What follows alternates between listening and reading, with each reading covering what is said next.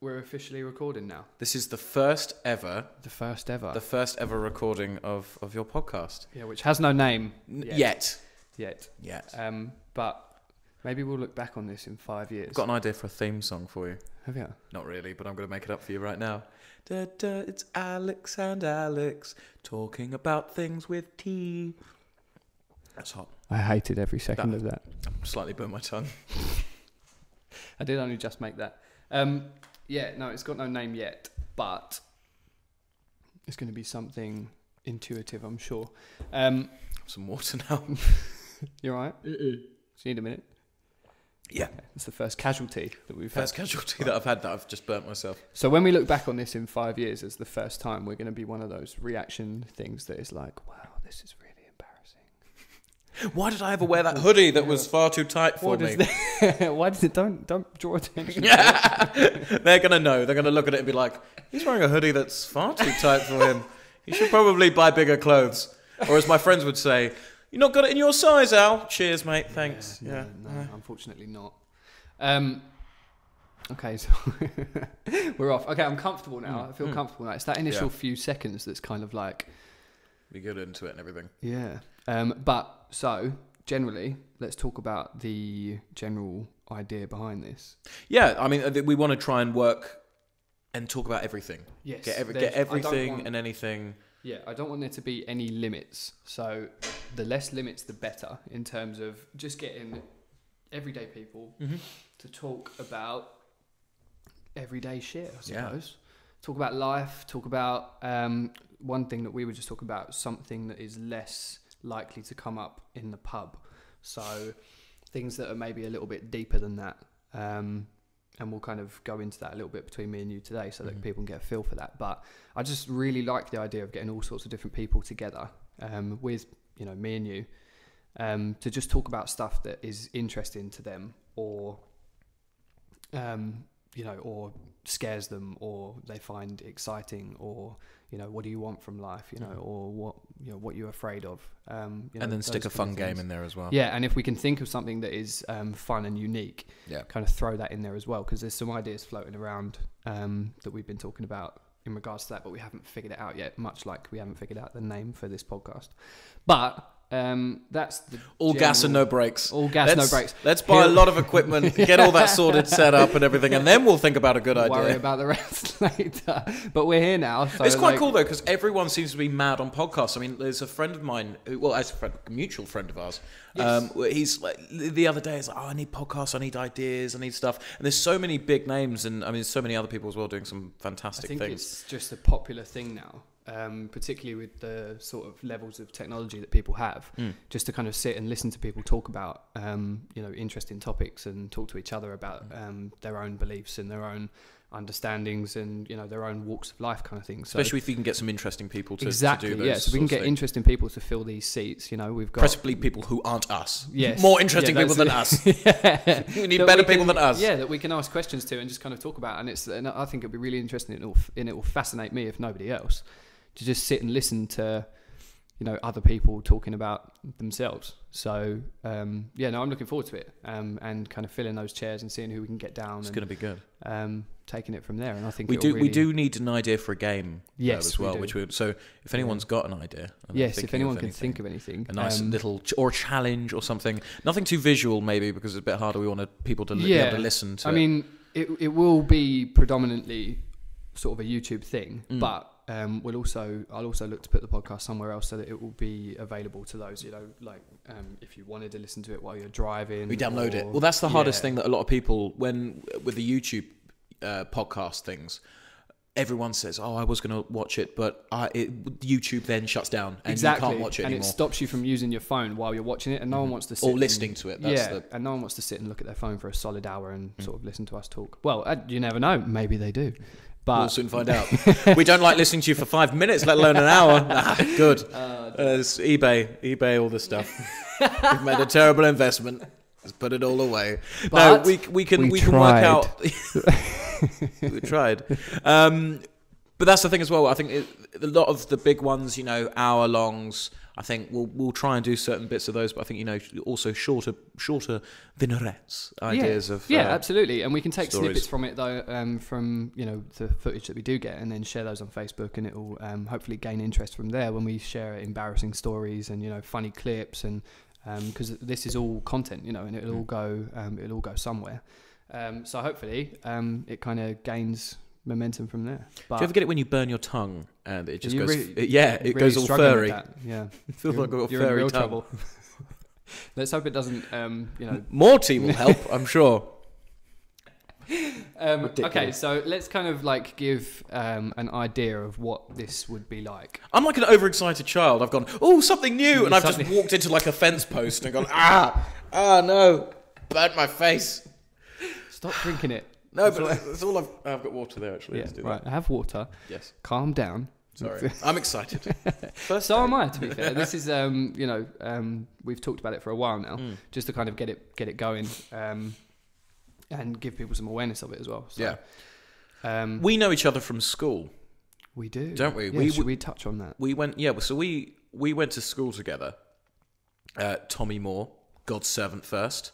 Yeah, for all the saints. That was our... I'm nervous about this now. I am, yeah. It's like that was. We went to an all boys Catholic school, and yes, we have a lot of guilt, but that's just a given with the Catholic faith. But we didn't get on in school. Have you just spilt tea everywhere? Yeah. You literally missed your face. See, I'm so nervous about school that I'm going to get hit or something. We never got hit at school, but yeah, no. So yeah, we weren't friends, were we? No. We sat next to each other in math class, and I was alphabetically, not by choice. Yes, of course. And I was too cool. I remember being enamoured by your Rubik's Cube sort of sensation. I can still do that. Do you know, I still impress people with that. Is my party trick. That is a good one. If only I could take one with me everywhere I go. You've got like little tiny ones, haven't you? Yeah, but they're not the same, and it doesn't have the same effect. Ah. I can still do that. Okay. It's like riding a bike, because I picked one up the other day. I'd not touched it for 2 or 3 years. Yeah. And just there. It was incredible. My brain was like, bah. I'm there. I just figured it out. And in a minute and a half, it was done again. And I literally get people who are like, wow. Can you do that? Can you do that? Did you just know how it was the other way? And I'm like, can you spare me 60 seconds? I'll prove it to you. I used to get one and go, okay, I'm just gonna do a different sequence, but just learn the sequence, so that I'll be like, look, I can do it. Ding, ding, ding, ding. Yeah. You did 4 moves, Alex. No, it's literally a series of paths that you just, like, all you do is learn what comes after the step before. Right. And doesn't matter, because people think they're clever with it, and they'll go, like, give me that, let me mess it up. And they'll take it away from you, and they'll go, I've really messed that up. And it's like, no matter, you could sit there for 30 seconds or 20 minutes trying to mess that up, and it will always be exactly the same. Okay. There's no way. Just a route. It flips around an axis, and then you just work it out. And I sat down one day, and like, this is how interesting my life was, and was like, we were at all boys school. Yes, we went to an all boys school. Yeah, unless we wanted to hold hands with each other, we had to do Rubik's cubes or fight. Fight was the other. A lot of other people fought. Yeah, but I chose the Rubik's cube direction. Hands. No, I didn't. But yeah, that is still. If someone said to you, "What's your talent? What's your party trick?" I'd be like, your talent. I'd go with that. I'm 24 years old. 25. All right, well, I'm 24, and we've been working all my life. What's your talent? I can do Rubik's Cube in under 2 minutes. Under 2 minutes. Yeah, that's very impressive. Actually. I know. That is weird very flex, good. but okay. Yeah. Come at me with a Rubik's Cube. But yeah, we didn't get on in school, did we? And No. I think it was just the dynamic and the whole sort of way that school was kind of created, and the way your peers would sort of... School is a weird thing, really, when you think about it. When you look back, you think it's just a group of people all shoved together, and then you say it's those dynamics of people split into those areas that they think they should be in. Yeah. And then you're not taught anything, really. I don't really remember much from school. I remember learning how to read and write and basic, life skills, but we didn't even get basic, proper life skills. I mean, I was talking about this with a friend of mine the other day, saying that they should do things like how to do a tax return. Yeah.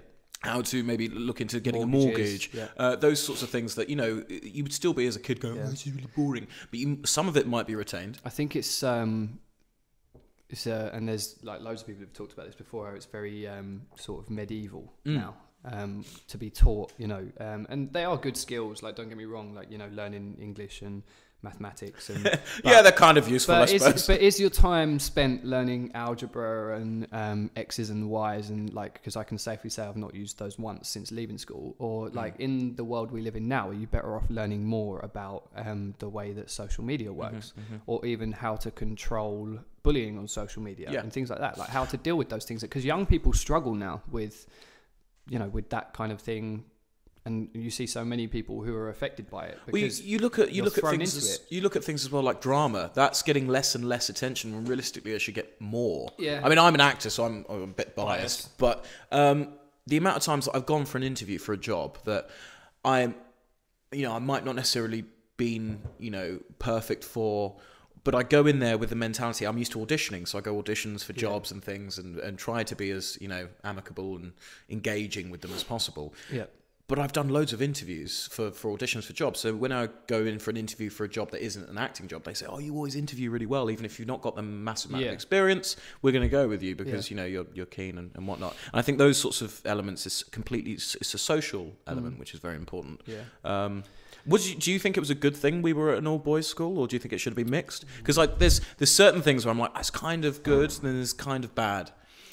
I think a lot of us were well, I can safely say that I struggled because obviously I only did 1 year of sixth form. Yeah. But because it was so technically, because we never had a prom, no, or anything like that. No, we didn't. Because it was so technically like unsocial in terms of like mixing with with girls and with the opposite sex, with each other as well. Yeah, and no prom, you didn't have those opportunities. As soon as you hit sixth form and you're thrown in, and you're still in the same environment where you're supposed to be learning and developing and focusing and stuff, but then all of a sudden after 5 years of sitting surrounded by boys, they throw a bunch of girls in.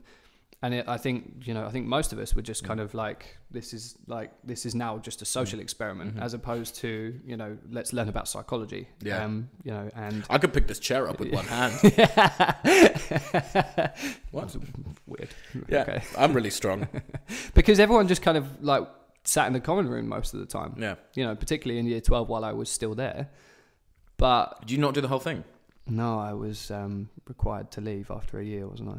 My grades didn't fit, because I found that while doing sort of the first year of sixth form, that I would rather be earning money. Yes. And I wasn't prepared to sit, and I didn't have any ambition to go to uni. And I ended up signing myself out for the orthodontist like once every 2 weeks, so I could go and do a shift at work instead, because I'd rather earn 25 quid than sit in a double psychology lesson or whatever it might be.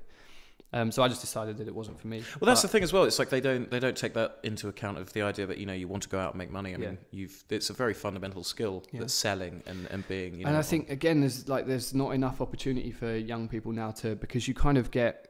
I think a lot of people, because they don't know what they want to do, they just go to uni, because it's like, well, that gives me more breathing space to decide for 40 grand. Yeah, exactly. But I'm like, I've said this ever since I got like not kicked out of school, but politely required not to return. Yeah. I think that's one of the best. I'd go with kicked out of school. I got kicked out of school and look at me now. Yeah. I'm doing a podcast. Yeah, school dropout. Yeah. But I think it's one of the best things that ever happened to me, getting kind of like thrown out of school, because I went and found a job and started full time straight away, and I'm still working in a similar environment now, and I've just kind of built it for myself. But that was always what I wanted to do anyway. I just kind of wanted to sort of work my way up and sort of develop my skills and do something, outside of school. That, like I said, I was just signing myself out and getting away from school so I could go and work and earn money. But like it's not for everybody. But I think props to the people who like know from the age of like 3.5 what they want to do with their lives, and they're like, I'm going to be a doctor, and then the entire way through school, college, uni, they're really good at sciences, they just stick to that, and then they turn out to be a doctor. Like, absolutely fair play. But it takes a lot of people a lot longer than that to kind of find. And my sister's struggling with it at the minute, because she's working up in the city and doing graphic design and stuff. That's good.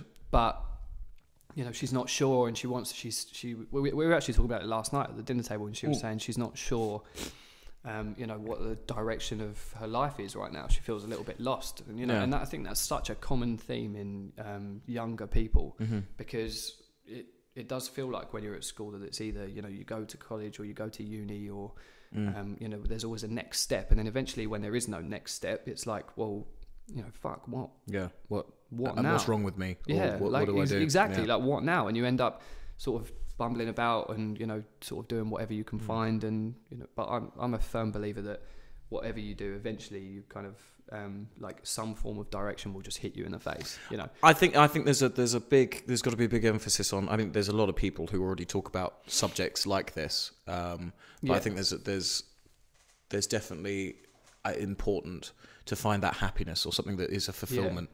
Funnily enough, there's a comedian who I was watching the other night. His name's Daniel Sloss, really funny, and he does this whole bit, which is, it's this idea of this jigsaw analogy. So when he was young, he was like 7 years old, went to his dad, he was like, "Dad, what's the meaning of life?" Because, you know, you're 7. And instead of being like, "Oh, ice cream, now disappear," he gave him like a proper analogy. And it sticks with him to this day. And he said that's the reason why he's still going to be single for the rest of his life. So he said, right, the analogy is it's like everyone's got their own jigsaw puzzle. Mm-hmm. It's all individual, but no one knows what the picture is. And you're doing it in the dark. So what do you do when you have no idea what the picture is? Yeah. You start from the corners. Yeah. And you you get an idea what's going on. So that corner's friends, that corner's work, that corner's hobbies, and that corner's like something else. I like this immediately. Yeah. So that's that sort of fit that you go, right. Well, I put a little bit in hobbies, and that starts building that side. And and I've got friends there, and then I've got my hobbies, and I've got work, and it all sort of blends together. And then he said, right, what's the bit in the center? What's the middle bit? And he said, well, son, that's my part. That's, you know, my wife. That's your mum. And she's in the center, and it all knits in around. That is beautiful. And it's beautiful. It's great until you realize that everyone in every society that we're focusing on is always about relationships and love and everything. We're always pushed towards that, you know, everyone's so obsessed with getting that centerpiece that even if it's the wrong one, they just fucking cram it into the center, just put it in there. It will fit, and everything else gets destroyed until like 20 years later you look back and you go, who the fuck's that in the center? See, I don't know what my picture is anymore. See, I firmly believe that, and it took me a while to figure this out as well, but I firmly believe that you need to ignore all of that, and like, because I used to do it the other way around, to go, well, I'll find a relationship and then my life will be created around it. Yeah. Whereas what you should be doing, and what I do now, and like I genuinely love my life. I love every day of my life, and I go and I have fun and I enjoy myself, and my life is great. Yeah. You know, I'm happy with every single day. Because I believe that you should go and do what you love and do things like this and try new things. It died. The battery died. Oh, good. Yeah. So, it's all right. We've got 17 there. Yeah, that's fine. But so what I do instead now is I go and do whatever the fuck I like. Yeah. And I enjoy it. Yeah. And it's like, well, this makes me happy, so I'm going to go and do that. And I want to do a podcast. So I'm doing it. Yeah. I go and enjoy myself and just try new things. And eventually, you know, people will look at your life and they'll go, well, that looks like fun. I want to be a part of that. And then instead of sort of going, you look nice, you'll fit here, and then I'll build my life with you beside me.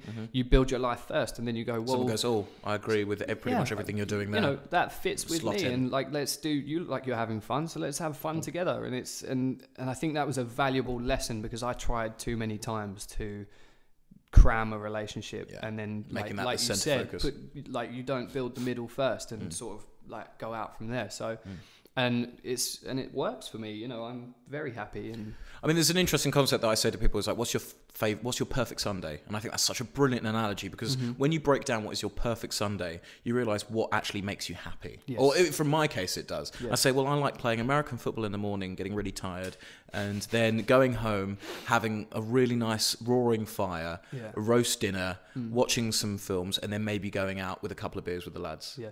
But fundamentally, that's a bit of exercise, a bit of warmth and comfort with the family, nice chat, good food, and then going out with friends. Exactly. And that is a perfect Sunday. Yeah. And then I realised that's the happiest I am. And then you need to find somebody who supports that. I mean, that won't happen for me, but that's fine. Not with that attitude.